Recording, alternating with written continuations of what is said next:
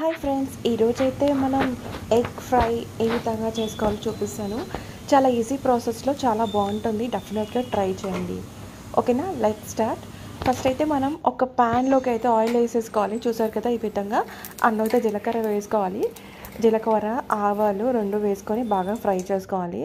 So వెంటనే అయితే మనం పచ్చిమిర్చి అండ్ ఆనియన్స్ కూడా వేసేసుకొని ఇవి కూడా బాగా ఫ్రై అవ్వాలన్నమాట.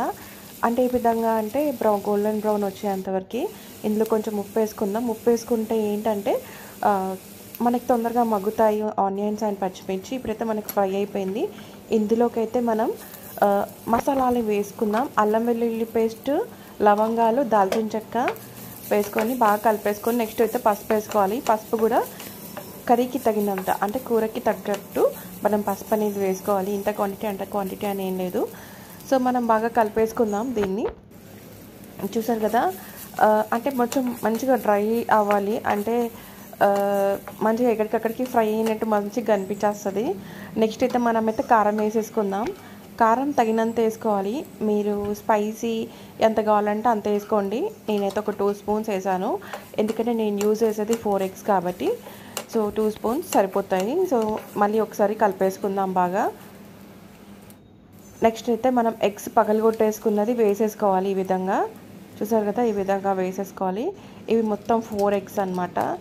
సో దాంట్లోకి మళ్ళీ నేను పైనుంచి ఎగ్ మసాలా అనేది వేసాను.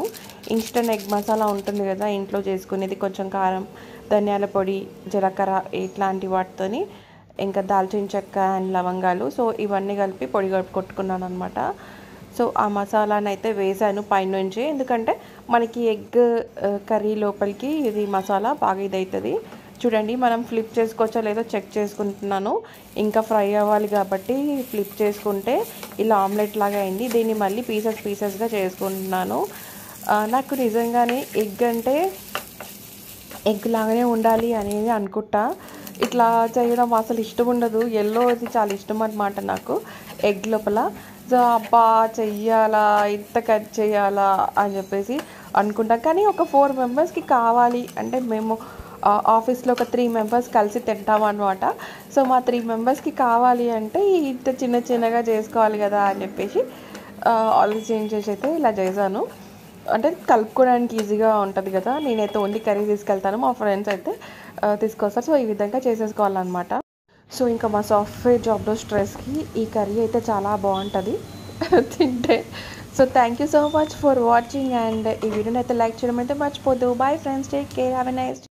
ఇంకా అవుట్పుట్ అయితే ఈ విధంగా వచ్చింది. మా ఫ్రెండ్స్ అయితే ఫుల్గా తినేసారు. మీరు కూడా డెఫినెట్గా ట్రై చేయండి. Thank you so much for watching.